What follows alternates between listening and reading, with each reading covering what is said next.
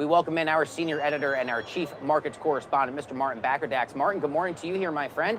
Nice to see you once again. It's been a few days. Now, this may prove to be temporary, but stocks did see a big boost in the session yesterday. The Dow up 1.5, S&P up 1.4, NASDAQ up 1.2, all of that after a down week. Just with an eye on yesterday's session, if we can, before we dig too much into the CPI today, should we view yesterday as just another bear market relief rally? What perspective should we need heading into today? Yeah, that one's hard to answer, JD. I think for the most part, traders were focused on not only the inflation print from this morning, but the Fed rate decision, which will come at 2 p.m. Eastern time tomorrow. The Fed kicks off the two-day meeting today. But essentially, that was the focus in large part because most of the other issues heading into the final full trading week of the year, and that has to be remembered, were for the most part set aside. We know where we are with respect to the third quarter earnings season. We understood where we are in terms of the growth mechanics, and really the only thing that was left in terms of headline risk was the CPI data and, of course, the Fed decision. So the assumption was that we were going to get those softer readings. And that's exactly what transpired this morning. So the market was teed up to perfection. And for the most part, whilst it wasn't a perfect inflation reading, it was certainly softer than anticipated. And that only accelerated the gains that we saw into the close last night and in pre-market this morning. So those CPI numbers, I'm curious if you think they will or won't change the calculus for the Fed tomorrow. And if not, I'd have to imagine it might end up impacting the final terminal rate for the Fed. In other words, it may not really change too much with regards to expectation for tomorrow, but might it, Martin, change what the Fed ends up doing as we head into 2023, I wonder? Well, I suspect that is exactly where people hope the rate path is going, in the sense that whilst you're right, there isn't going to be a major shift in Fed projections. I shouldn't imagine.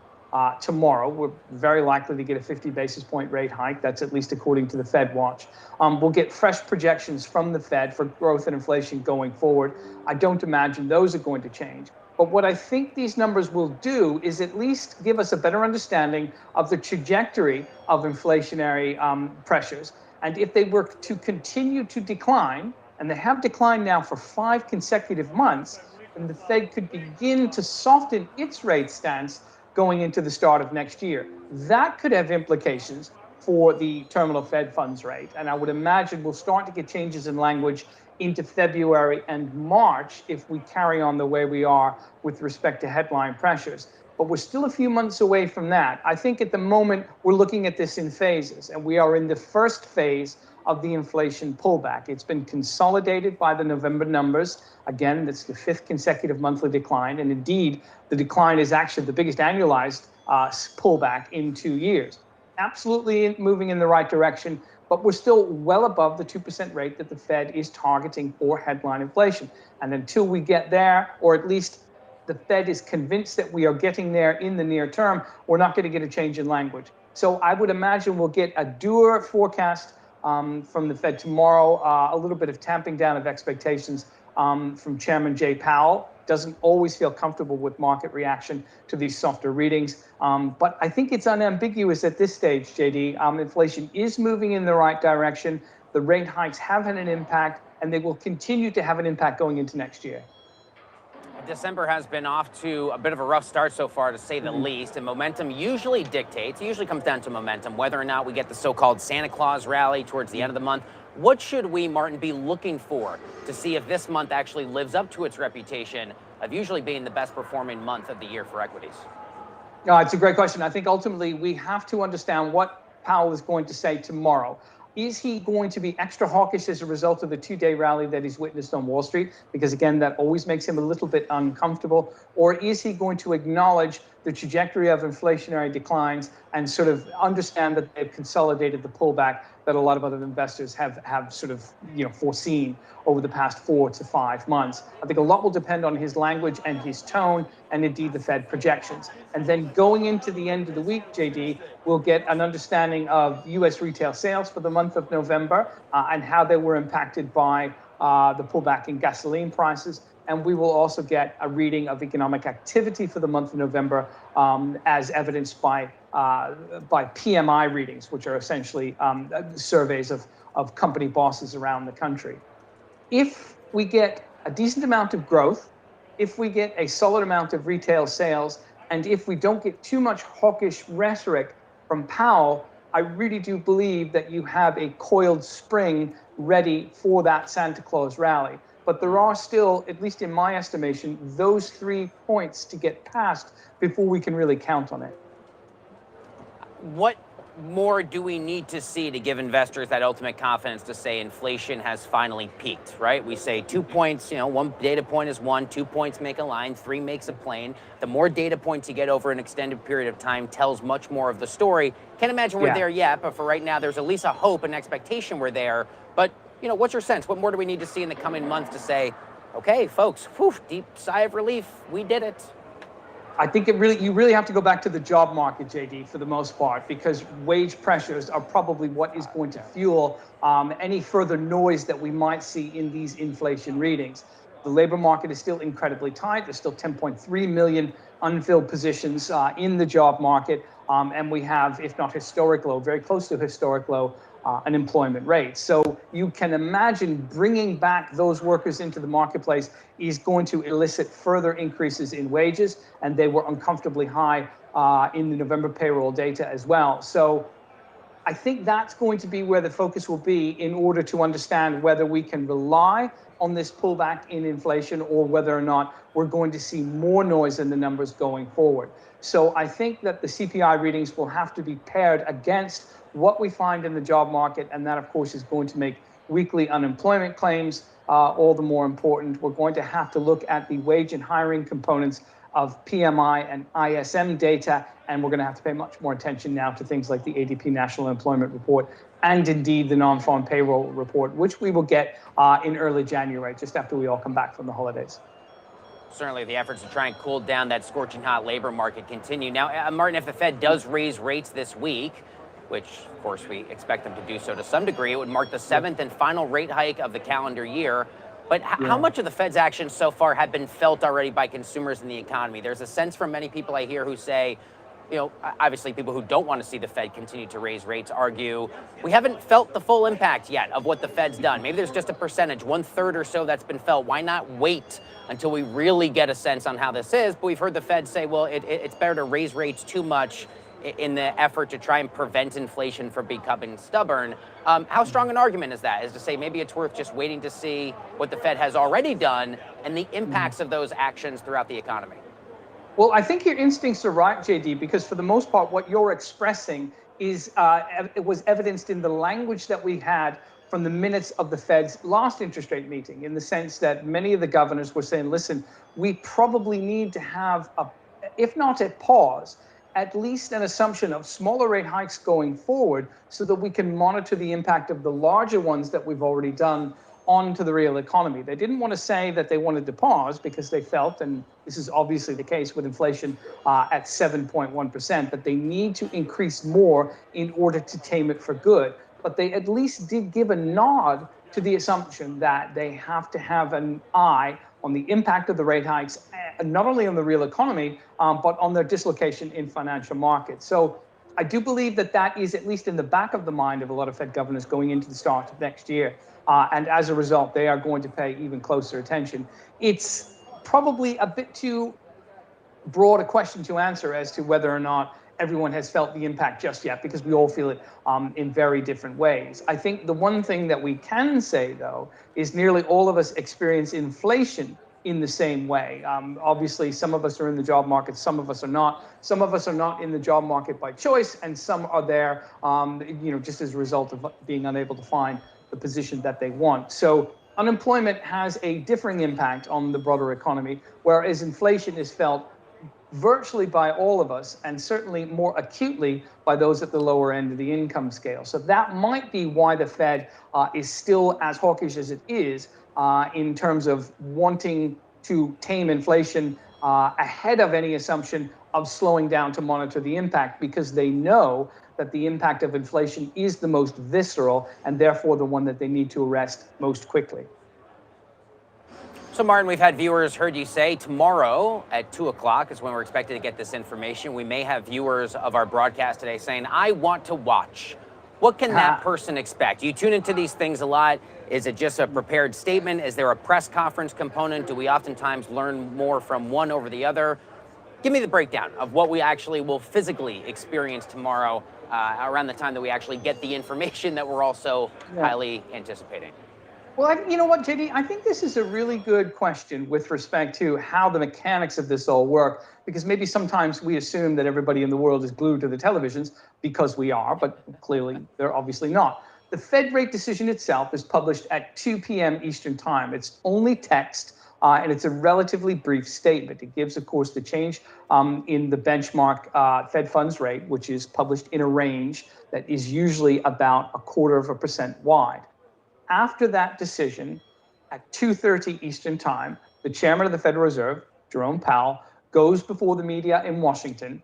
Throughout the pandemic, he did this virtually, but he generally does it within a media briefing room in Washington, and takes questions. He'll begin with a prepared statement, some of which had been published at 2 o'clock, and he'll expand upon that with Fed projections of growth and inflation heading into next year and indeed into 2024. And then he'll take questions from the media. He usually takes one or two from each person that he calls upon. That press conference lasts for about an hour. The most important components of the press conference tend to happen in the first 15 to 20 minutes. Market reaction to the prepared statement has already taken place, but usually the first 2 or 3 questions from the media are the most pertinent, and that is where Powell will often go off-piste, if you will, editorializing a little bit or expounding upon the statement that was agreed with the other Fed governors. As the press conference progresses, the questions get less pointed and a little bit more, I wouldn't say generic, but sort of large picture and long term, simply because the reporters don't want to ask the same question over and over again. There are times where there are very important questions heading into the tail of the press conference, but the balance of probability suggests that the first 15 to 20 minutes are the most important, and that's generally when you get the...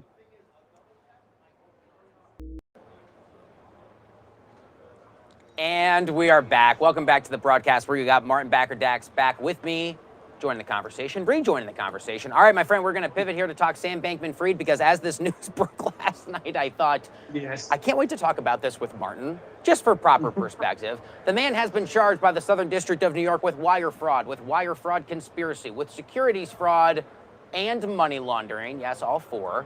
First, let me get your reaction to the big breaking news last night. Were you surprised to see this happen in the Bahamas? Well, I was settling in to watch Monday Night Football, as it turns out, JD, and this started to come across the wires. And I thought probably exactly as you did, oh dear, there goes my next hour. But it was kind of exciting in the sense that it is a seminal moment in this entire saga. I wasn't really surprised by the fact that the Southern District was preparing the charges, but I think the fact that they brought them last night, just hours before Mr. Bankman-Fried was scheduled to testify before the House Financial Services Committee, was interesting. I think to some degree, the assumption is that prosecutors just simply didn't want to give Bankman-Fried another chance to be out in the public, professing his innocence to everything that took place, and ultimately just kind of tainting whatever jury pool is going to have to put together in order to put the indictment into full force. But the timing was interesting, although the fact of it wasn't necessarily surprising.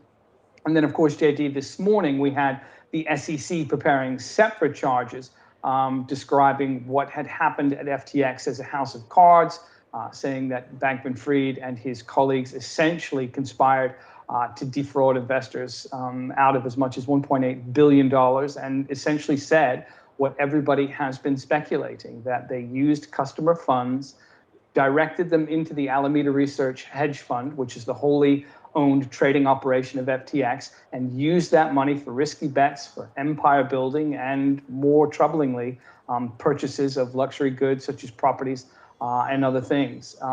There's also reporting that the CFTC is preparing separate charges as well. So the walls are closing in on Mr. Bankman-Fried, who has been very vocal, very open to discussions with the media, on social media, through his Twitter feed, and everything else. But that looks like it has come to an end. And these are significant and serious charges. And he is going to be tied up with the U.S. legal system once he is extradited from the Bahamas for, you'd have to imagine, a number of years to come. Absolutely. I do want to pull up this SEC statement here because it's not just the Southern District of New York, but of course, Gary Gensler and company now involved, unsurprisingly. The SEC is spearheading a separate set of charges in their court filing, which was also released today. We got a lot of information on this today. Yep. The SEC says that Sam Bankman-Fried was, and I quote, orchestrating a massive years-long fraud, diverting billions of dollars of the trading platform's customer funds for his own personal benefit and to help grow his crypto empire. End quote there from the SEC. How significant is it to have Gary Gensler now officially involved? Yeah, I mean, there's no question. I mean, from at least the personal freedom point of view, the DOJ charges are far more significant. The SEC is a civil proceeding. The DOJ is certainly criminal. But nonetheless, I think what this does is two things, JD. Firstly, it indeed tightens the closure of the walls that are surrounding Mr. Bankman-Fried at the moment. But it's also a shot across the bow to cryptocurrency trading platforms in the U.S. and indeed elsewhere. Regulators have had it.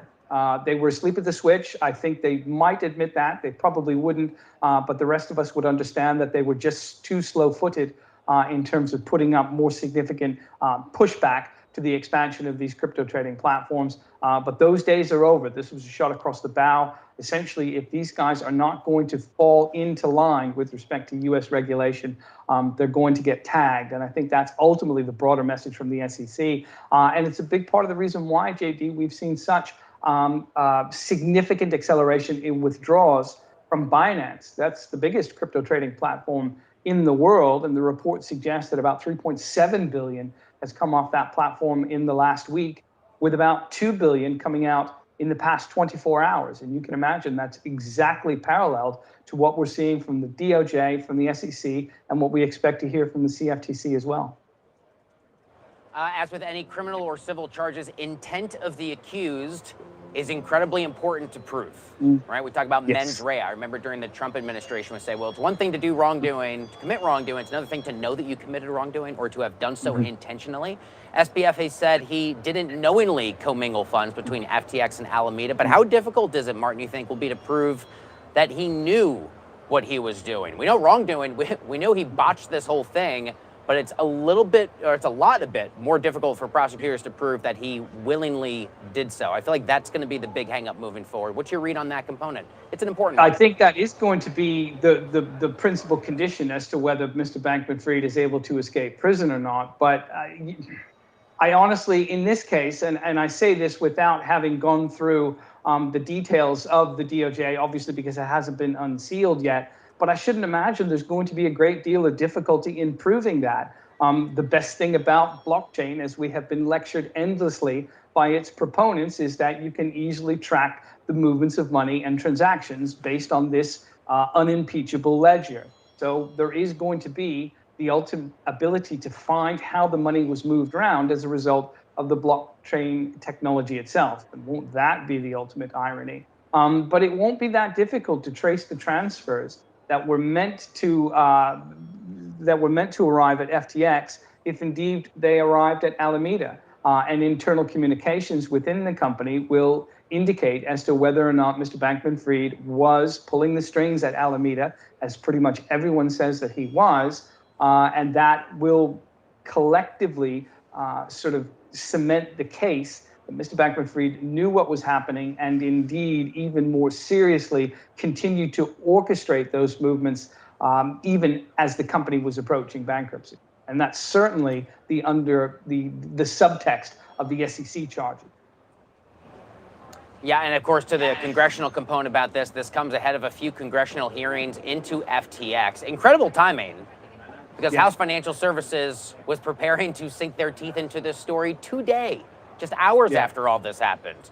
I got a lot of questions on the timing there, by the way. Anyway, here's what Representative Maxine Waters, chair of the House Financial Services Committee, said in a statement.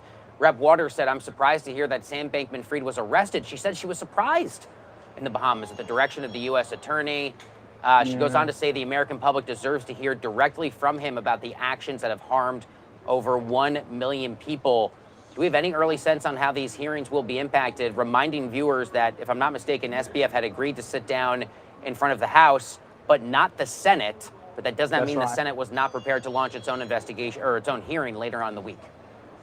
The Senate wanted a hearing, and they wanted Mr. Bankman-Fried, and there's not much point in having the hearing without him. But he missed the deadline he was required to meet in order to be sure that he could attend the Senate Banking Committee on time. For reasons of past understanding, he decided to miss that one as opposed to appearing in front of the House Financial Services Committee. But I'm struck, JD, by the change in tone from Maxine Waters. A bizarre tweet from her verified account earlier this month was essentially praiseworthy of Mr. Bankman-Fried, saying that he had been transparent in his communications, and won't that be ever so helpful in trying to find the lost money and making customers whole.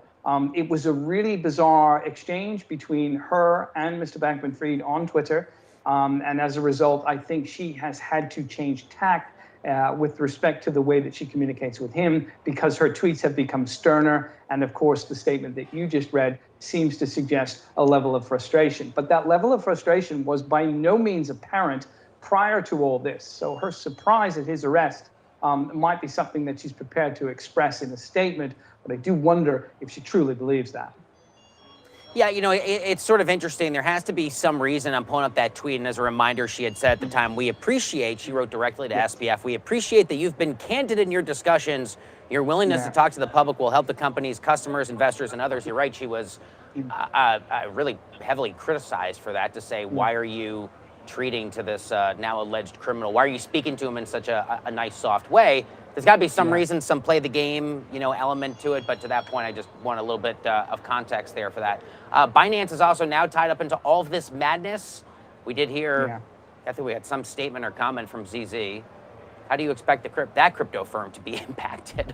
What is happening? Well, I mean, it's happening. People are pulling money out of it left, right, and center, and that is what I would imagine going to continue. I think it's going to be even more of a concern for you would say CZ, I would say CZ, but nonetheless, it's going to be even more a concern for him and for that platform, because of course there has been the Reuters report that suggests the Department of Justice is preparing charges against that company as well for basically eluding U.S. anti-money laundering regulations, and also helping certain of its clients evade U.S. sanctions by moving money across the Binance platform. Binance has denied that report, but of course Reuters has stood by the reporting, and we could get evidence of that in the coming days. But you'd have to wonder, if you were CZ himself and your principal rival is now basically days away from being extradited to the United States and facing questions from U.S. authorities, whether Mr. Bankman-Fried will tell everything that he knows about his relationship to CZ and Binance, because of course the two were commingled from an investment point of view quite closely earlier this year. In other words, it does appear, JD, that everybody is going to flip in this story when faced with the prospect of significant prison time. And I would imagine that's going to be the best disinfectant that this industry needs, because it has to be remembered it's incinerated $2 trillion worth of value in the past 52 weeks. And people are just fed up and frustrated with the opacity from which it operates, and basically the insouciance that that you're seeing from its leadership. And the only time that attitude changes, it seems to me, is when charges are brought directly to the offices and the leaders themselves are pulled out by authorities. Of course, investigations into white-collar criminality oftentimes depend on someone so-called flipping or singing, or you get the picture there. Someone lower on the food chain, getting in trouble, being presented with evidence of his or her or their wrongdoing, and then saying, okay, well, actually, there might be bigger fish to fry. I'm willing to help you out. And we certainly remember that from previous high-profile white-collar criminal investigations, and that's worth a great reminder there. It does seem, Martin, as if the overall crypto winter seems to keep getting colder. I mean, what's your read on where we go from here? People are going to wonder, is the overall space in trouble? Is there recovery head? Will the cooler heads be able to prevail at some point here? Are there cooler heads in the space? Not that I've seen, to be bluntly honest. I've been more than vocal with respect to this issue. The vast majority of these tokens and digital coins that are trading out there at the moment are utterly worthless. They absolutely have no value. In fact, they have no inherent value apart from the mathematical equations that underpin them. Now, the one portion of that I want to caveat is the fact that I have changed, at least to some degree, my perspective on Bitcoin. I have been a skeptic for the longest time, but what I'm starting to sort of appreciate now is simply the fact that because there are so many investors embedded in that infrastructure, it essentially has created the mechanics of a dollar-backed coin. In other words, people can feel reasonably comfortable inside the Bitcoin architecture because there are so many other investors there as well, and they have pledged US dollars through their purchases of those Bitcoins. So whilst you are seeing cash being pulled from exchanges all around the world and those other tokens declining significantly in price over the past 2 or 3 or 4 days, we've actually seen a corresponding increase in Bitcoin prices. And I think now we're bumping our heads up against the $18,000 level. That's still, of course, miles away from where we were this time last year. But I think if there is going to be a token that survives, it's probably going to be Bitcoin. But I think the more broad industry is facing a significant, if not a complete wipeout, and it simply won't exist in the sense that we knew it a few months ago when we revisit this in 12 months' time. Absolutely. Okay, time now for a rapid fire section here to round out this morning's very busy edition of the show. First up, let's talk United Airlines, that company's historic order from Boeing. More good news for the travel industry? How should we read this, Martin? It's a great news for Boeing. It could be a potential game changer. It's in fact the biggest order for wide-body jets from a U.S. carrier in history. United wants to buy 100 of the 787 Dreamliners and 100 more of the 737 MAX. That, of course, is the troubled the troubled aircraft that was grounded in 2019 after the second of 2 fatal crashes. So not only is it a voice of confidence with respect to the changes that Boeing has brought to the 737 MAX, but it just boosts that gigantic order book for what could be now the biggest plane maker in the world, because this is a big win when compared to orders taken from its European rival Airbus. There's an option to buy as well a lot more aircraft from United Airlines. And there's reporting that Air India is preparing a similarly sized order for medium and wide body jets that they'll use in and around the Asia region. So there's certainly a ramp up of potential purchases in the airline industry. It certainly seems that they're all prepared to try and increase capacity to meet this booming travel demand, which by the money that they're extending with these purchases, they certainly see continuing for at least the next few years. And Boeing is at the heart of that expansion. The stock has been beaten down significantly since the grounding of the MAX. It's down about 10 to 10.5% this year. But the building of the order book and the voice of confidence that this United Airlines deal provides for the 737 MAX, I think is going to be extremely important.